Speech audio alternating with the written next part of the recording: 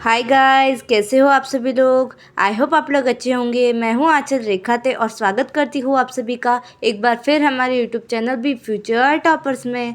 तो फ्रेंड्स, आज अगेन आपके सामने लेकर आ गए हैं एक मोस्ट इम्पॉर्टेंट लेक्चर वीडियो, जिसमें आज के लेक्चर में हम पढ़ने वाले हैं 8th स्टैंडर्ड के लिए साइंस सब्जेक्ट का chapter number 13 chemical change and chemical bond.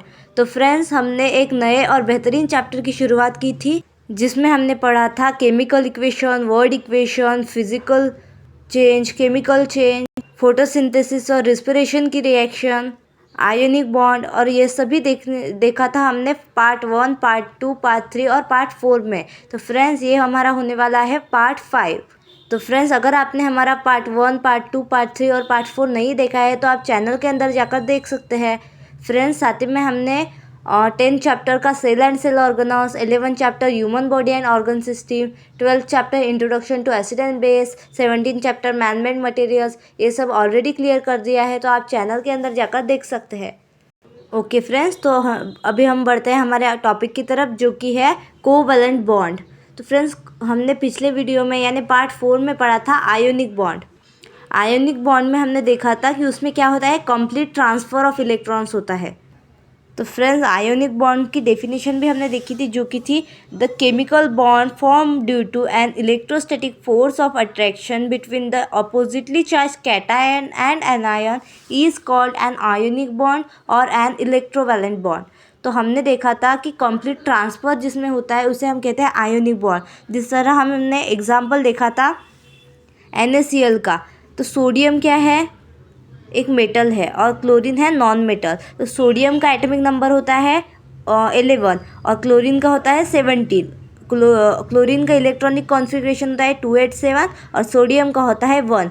तो इसमें उसकी ऑक्टेट कंप्लीट करने के लिए एक इलेक्ट्रॉन जो है वो एक्स्ट्रा है, और सोडियम के पास एक्स्ट्रा है और क्लोरीन के पास क्या है, एक कम है। यहाँ पे 7 है, एक और चाहिए 8 होने के लिए, इसलिए उसने क्या किया, क्लोरीन से एक इलेक्ट्रॉन लिया, यानी उसने क्या किया, एक्सेप्ट किया इलेक्ट्रॉन, और सोडियम ने क्या किया, डोनेट किया।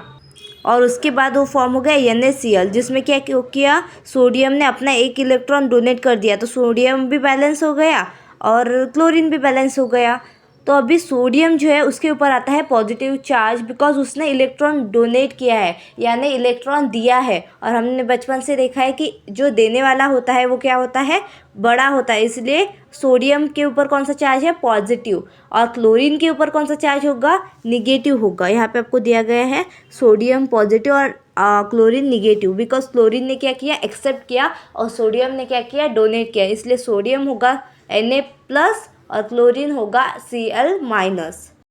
तो फ्रेंड्स, हमने ये भी देखा था कि प्लस और माइनस साइन को मिलकर हम कहते हैं आयन, और अगर आयन्स के 2 टाइप्स है, एक तो प्लस होगा साइन या तो माइनस होगा। अगर साइन प्लस होगा तो हम उसे कहते हैं कैटायन, यहाँ पे दिया गया है कैटायन, और अगर साइन माइनस होगा तो हम कहते हैं उसे एनायन। तो फ्रेंड्स, ये हमने ऑलरेडी पार्ट 4 में पढ़ लिया है। फ्रेंड्स, मैं एक रिवीजन के तौर पे आपको फिर से बता रही थी। ओके फ्रेंड्स, तो आपको आयोनिक बॉन्ड क्लियर हो गया होगा शॉर्ट में। अभी हम बढ़ते हैं हमारे नेक्स्ट टॉपिक की तरफ, जो कि है कोवैलेंट बॉन्ड। ओके फ्रेंड्स, तो यहाँ पे आपको एक्सप्लेनेशन दिया गया है, लेकिन उससे पहले मैं आपको एग्जाम्पल के तौर पर समझाने की कोशिश करूँगी। ओके फ्रेंड्स, तो पहले हम देखते हैं इसकी डेफिनेशन। कोवैलेंट बॉन्ड मतलब क्या होता है। अभी हमने आयोनिक बॉन्ड देखा, उसमें क्या देखा हमने, कंप्लीट ट्रांसफ़र होता है, जिसमें हमने देखा था कि सोडियम अपना एक इलेक्ट्रॉन डोनेट कर देता है क्लोरीन को। उसी तरह यहाँ पे एक एग्जांपल था MgCl2 का, तो उसमें क्या किया, Mg के पास 2 इलेक्ट्रॉन एक्स्ट्रा थे, तो वो क्या करेगा, क्लोरीन को डोनेट करेगा। लेकिन आपने एक बात नोटिस की होगी कि Mg के पास कितने इलेक्ट्रॉन एक्स्ट्रा है, यस 2 है, और क्लोरीन को कितने चाहिए अपने ऑक्टेट कंप्लीट करने के लिए, एक ही चाहिए। तो फिर वो Mg को 2 देने हैं और क्लोरीन सिर्फ एक ले सकता है, तो कैसे चलेगा, तो फिर 2 क्लोरीन आ जाता है। क्यों, क्योंकि एक जो Mg का इलेक्ट्रॉन है वो आ जाता है एक क्लोरीन के पास और दूसरा दूसरे क्लोरीन के पास, तो इसी तरह फॉर्म हो जाता है MgCl2। लेकिन अभी आप बोलोगे कि Mg के ऊपर प्लस साइन आएगा, लेकिन सिर्फ प्लस नहीं 2 प्लस साइन आता है, यानी प्लस 2 बार लिखा जाता है, क्योंकि Mg ने क्या किया 2 इलेक्ट्रॉन डोनेट किए, इसलिए 2 पॉजिटिव चार्ज। अब आप बोलोगे कि क्लोरीन के ऊपर भी 2 चाहिए, लेकिन ऐसा नहीं होता, क्लोरीन के ऊपर एक ही है। क्यों?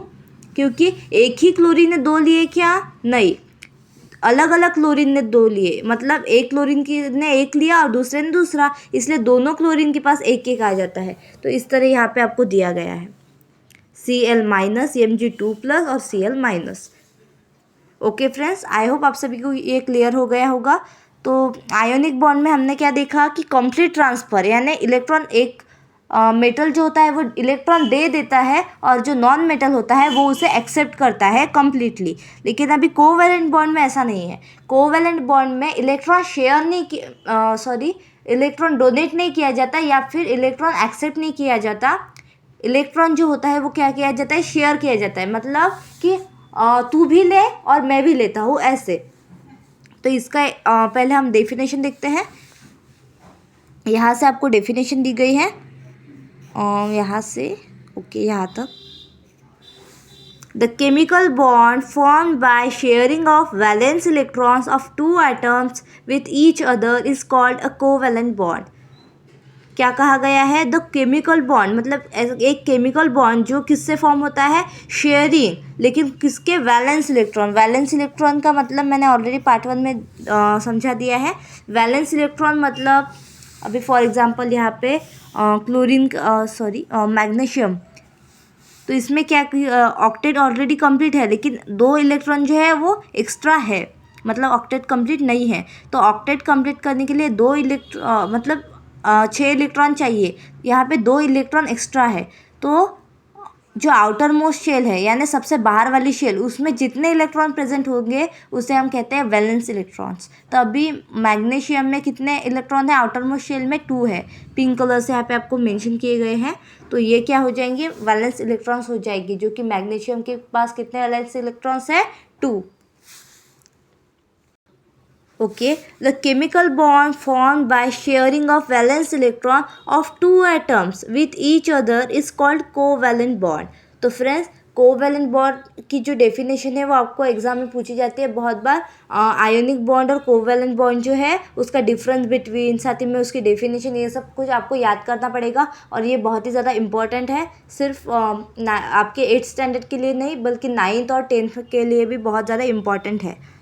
ओके फ्रेंड्स, तो अभी हम एग्जाम्पल के तौर पे समझने की कोशिश करते हैं। तो सबसे पहला एग्जाम्पल है H2 का, H2। तो अभी आप देखोगे यहाँ पे हाइड्रोजन की वैलेंसी कितनी होती है? 1, और उसका एटॉमिक नंबर भी 1 होता है।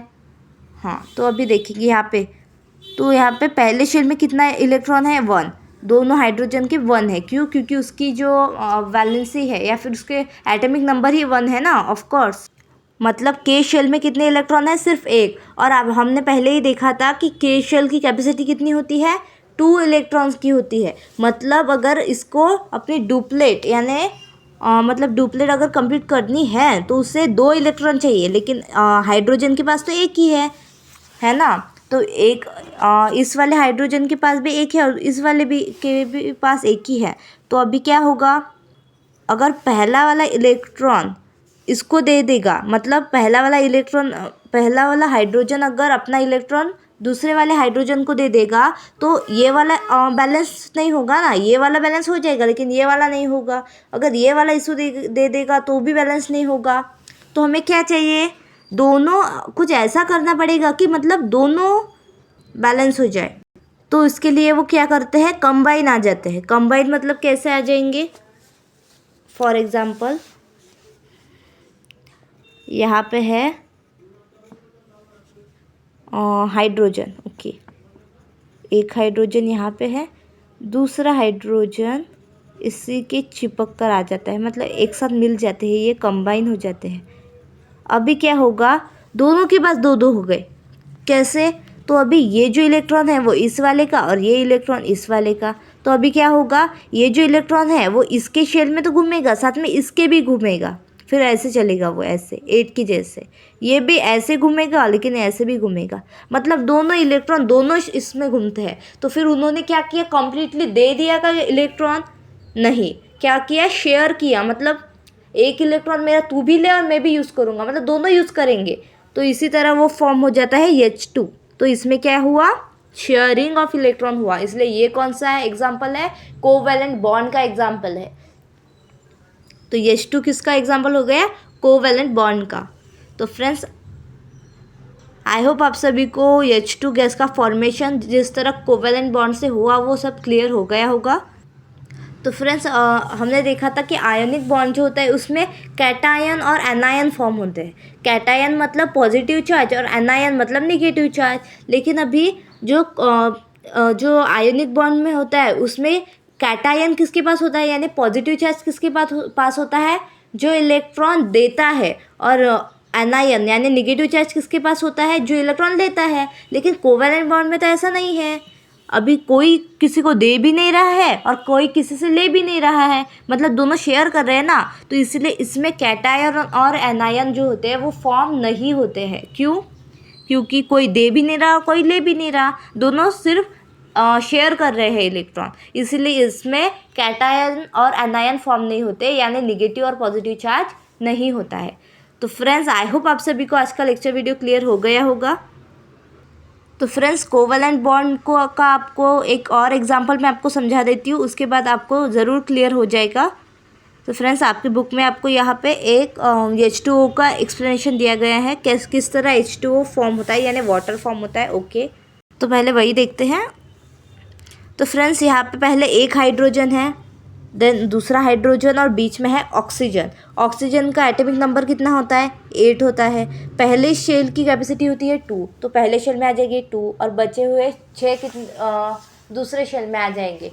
तो अभी ऑक्सीजन को क्या चाहिए, ऑक्सीजन को 2 इलेक्ट्रॉन और चाहिए, क्योंकि उसे अपनी ऑक्टेट कंप्लीट करनी है। और जो हाइड्रोजन है उन्हें भी एक एक इलेक्ट्रॉन चाहिए, एक एक इलेक्ट्रॉन, बिकॉज इससे अपनी डुप्लेट कंप्लीट करनी है, साथ ही में इसे भी अपनी डुप्लेट कंप्लीट करनी है। तो वो क्या करेंगे, इलेक्ट्रॉन डोनेट नहीं करेंगे बल्कि शेयर करेंगे। अब आप देखो कैसे होगा, इस तरह। तो H2 अभी क्या हुआ, हाइड्रोजन ने अपना एक इलेक्ट्रॉन इसके साथ शेयर किया और इस हाइड्रोजन ने अपना एक इलेक्ट्रॉन इसे शेयर किया। तो बदले में ये जो ऑक्सीजन का एटम है वो क्या करता है, देखो अपना एक इलेक्ट्रॉन इसके साथ भी डोनेट करवाता है और दूसरा इलेक्ट्रॉन इसके शेल में भी डोनेट मतलब घुमाता है। तो वो क्या हो जाएगा, दोनों मतलब दोनों एटम जो हो गए, मतलब दोनों हाइड्रोजन और ऑक्सीजन, वो क्या हो जाएंगे, स्टेबल हो जाएंगे। तो फ्रेंड्स आई होप आप सभी को मेरा एक्सप्लेनेशन क्लियर हो गया होगा। तो फ्रेंड्स यही था हमारा आज का लेक्चर वीडियो, जिसमें हमने पढ़ा कोवैलेंट बॉन्ड, साथ ही में आयोनिक बॉन्ड का भी एक्सप्लेनेशन दिया मैंने शॉर्ट में। तो फ्रेंड्स कैसा लगा आपको आज का वीडियो, कमेंट करके ज़रूर बताइएगा। अगर अच्छा लगा हो तो लाइक कीजिए, सब्सक्राइब कीजिए, ज़्यादा से ज़्यादा शेयर कीजिए अपने दोस्तों के साथ, जिससे वो भी कुछ सीख सके।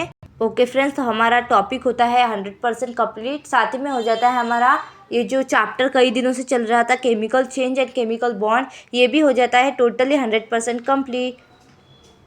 ओके फ्रेंड्स, तो मिलते हैं अगले वीडियो में, तब तक के लिए bye bye. Like, subscribe and share.